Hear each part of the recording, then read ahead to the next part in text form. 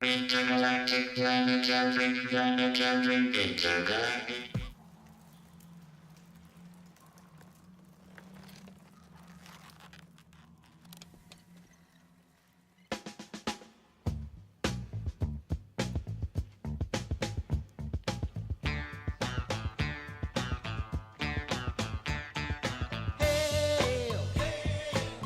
Action!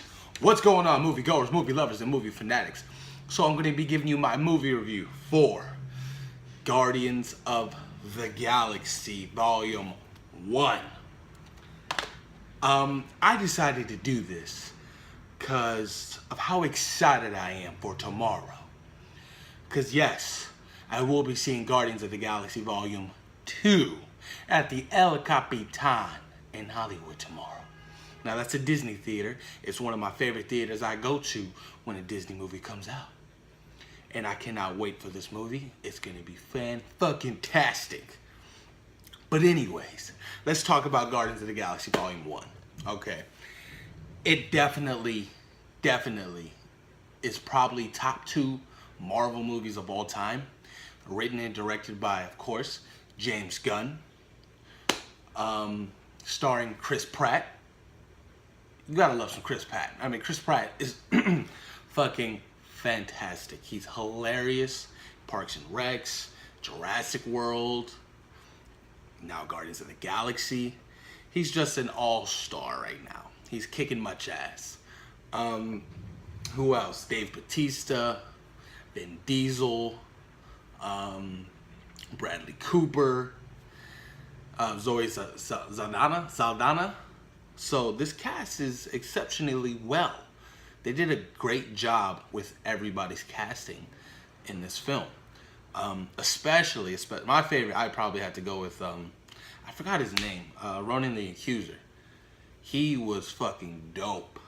You know how Marvel has their problems with their villains, right?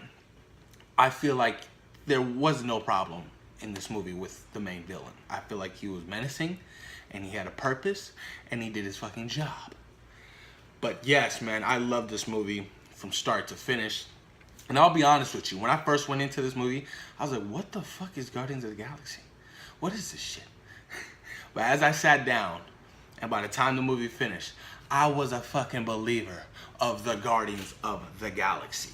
Clearly a believer. And James Gunn did a great job writing the story.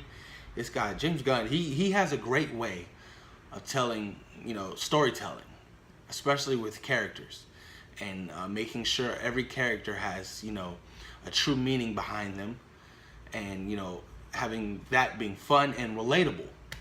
So I applaud James Gunn for the fucking work he's done. He's awesome as shit.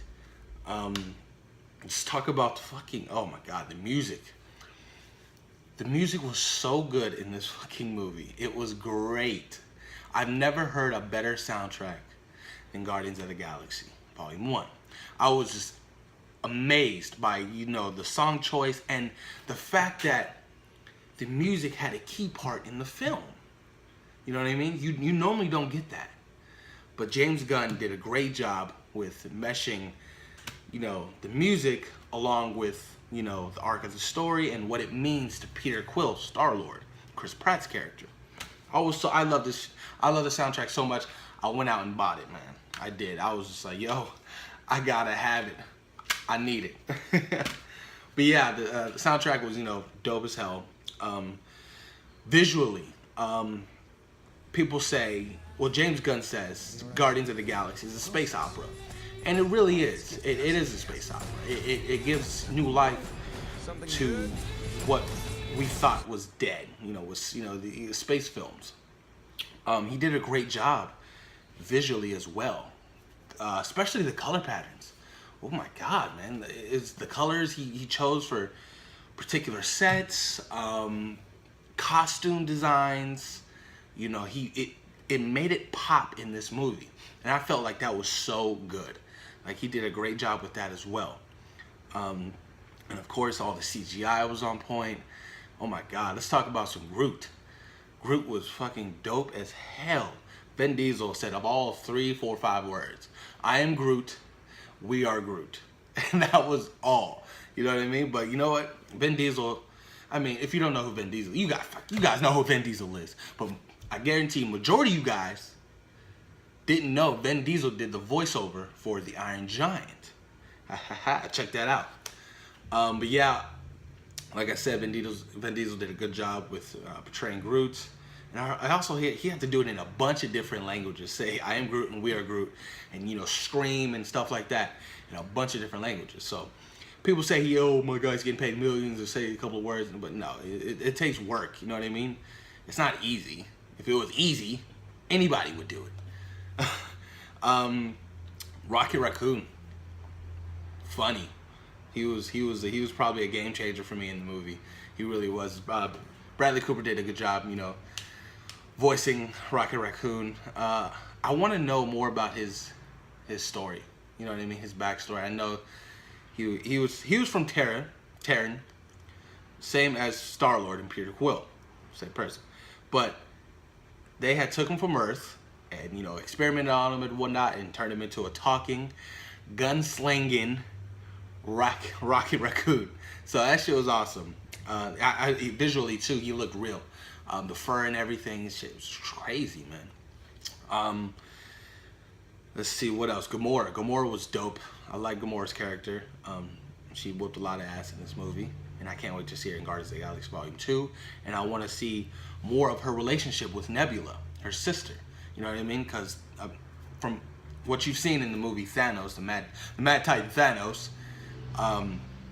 took them from, you know, their homeland, whatnot, killed off all their people, and, you know, would pretty much torture them, train them, but also took them in as, you know, his daughters. But there's definitely, you know, some backstory there that has to be told. Why Nebula, you know, sort of envies or hates Gamora. You know, she's Thanos' favorite daughter. He's even said that shit. You alienated my favorite daughter. Right in front of him. It's fucked up, right? Worst dad ever. Worst stepdad. Drax was, oh my God. His humor. David Bautista did a great job bringing this character to life. He visually, again, you know what I mean? The parts to, you know, his ink, his tattoos on his body, how it looked. You know, that's a 5-hour, 6-hour process. And, you know, I meant him. You did a great job, you know, portraying this character, man. You did what you set out to do. You know, he was a tough guy, but he was a dumb tough guy. You know what I mean? Nothing flies over my head. I will catch it. That shit was so fucking hilarious. Who else? Of course, like I said, Star-Lord, Chris Pratt, did a phenomenal job as well. I really enjoyed his character. His background you don't really know too much of. You know, he was taken from Earth by Yondu and those Ravengers. But you'll know more in Guardians of the Galaxy Volume 2 when that comes out, because they're gonna go in the backstory of each and every character, because you didn't really get to dabble into that as much as you wanted to in the first one. But James Gunn will definitely do that in Guardians of the Galaxy Volume 2, which I'm excited for, because I love to know character arcs and the backstory to everybody's character, because I like to feel for characters and I like to feel the emotion. I love it when it's relatable. It's very important to me when a character in a film is relatable. That's what makes a film so believable to me. The Ravengers were dope. I love the fact that they're all different and gritty and just fucking nasty looking pricks. Michael Rooker. Love Michael Rooker. I've been watching Michael Rooker's work for a while now. Even before The Walking Dead, he was in Mississippi Burning. You know, so he's been around. He's been in Hollywood for a long time now, and it's good. Actually, he was in one of James Gunn's his previous movies, Slither. You haven't seen Slither? Slither's fucking nasty. It's a good movie. It's just nasty as shit. But yeah, you know, this wasn't their James Gunn and Michael Rooker. This wasn't their first time working together, obviously. So there was some good history and chemistry there as well. But you know what? And I was glad that this movie finally got to dabble into more Thanos. Because, you know, after the Avengers, you saw a glimpse of Thanos and he just smiled. You know what I mean? His little servant was like, to challenge him is to court death. And, you know, he looked back and he smiled. And that was pretty much it for Thanos until this movie. and I don't even think they had casted Josh Brolin yet back in the first Avengers. So it probably was like maybe a year after. That's when they casted Josh Brolin for Thanos, and Josh Brolin did the voiceover work. And I'm pretty sure he did the motion capture work for his cameo in Guardians of the Galaxy, which was fucking dope. I remember sitting in the theaters when I saw that shit. I was like, oh my god, this fucker's gonna be so menacing. Like, to challenge him is to court death, and you look back and you smiled, and that was pretty much it for Thanos until this movie. And I don't even think they had casted Josh Brolin yet back in the first Avengers. So it probably was like maybe a year after. That's when they casted Josh Brolin for Thanos, and Josh Brolin did the voiceover work. And I'm pretty sure he did the motion capture work for his cameo in Guardians of the Galaxy, which was fucking dope. I remember sitting in the theaters when I saw that shit. I was like, oh my god, this fucker's gonna be so menacing. It's gonna be crazy. But yeah, but Thanos, man, I can't wait to see him actually on the big screen and giving him more screen time, because that's what I want to see. It's been leading up, you know what I mean, from the first Iron Man into Infinity War. The biggest and baddest villain of all time, the Mad Titan Thanos. But yeah, man, like I said, I really thoroughly enjoyed Guardians of the Galaxy Volume 1. It was a game changer, you know what I mean? And it was majority of Marvel fans' favorite Marvel film. It really was, you know what I mean? It was different, something that most people have never seen before. It's not your typical, superhero movie. But yeah, like I really enjoyed it. It was fun. It was very entertaining. What else? What else can I dabble into, man? Oh man, like I said, I wasn't too big on Guardians of the Galaxy, but apparently there was, more Guardians. Or I don't think this was the original cast in the comics. You know what I mean? They were different. I think there was like a fucking, I don't fucking know. But there were different Guardians, but James Gunn decided to go with this lineup. And I think it did exceptionally well. And actually, it's been confirmed that James Gunn is writing the script for Guardians of the Galaxy Volume 3. And then after that, he's going to be doing 4. So he's going to be a very busy man. I mean, I know he's going to be working on set of Avengers Infinity War because, for the Guardian scenes, you do want James Gunn, his input, because, he pretty much created these characters on screen. So he's going to be very busy, man.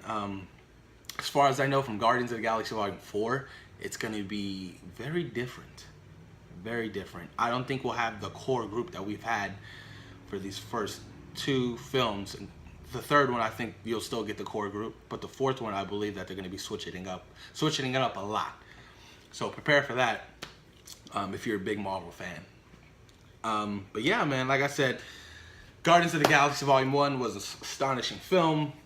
James Gunn did a great job with this movie, and I have all the faith in the world in this man to continue thriving and going beyond his limits and giving us films that fans want to see and fans love. All right, you guys, comment down below. Let me know what you thought about well, hold on, I didn't rate this movie. Let me rate this movie for you real quick. If I had to give Guardians of the Galaxy a grade, I'd rate it an A-. Yes, Guardians of the Galaxy Volume 1 is an A-. Stay tuned for tomorrow. Maybe tomorrow night, I don't know, because my showing is at midnight. I don't know if I'm going to be doing my movie review because I got to be up at work at 5. So stay tuned for maybe Friday afternoon or maybe Friday night for my Guardians of the Galaxy Volume 2 movie review. Alright, you guys, comment down below. Let me know what you thought about my video. What were your thoughts on Guardians of the Galaxy Volume 1? What are your thoughts going to be on Guardians of the Galaxy Volume 2? Let me know, man.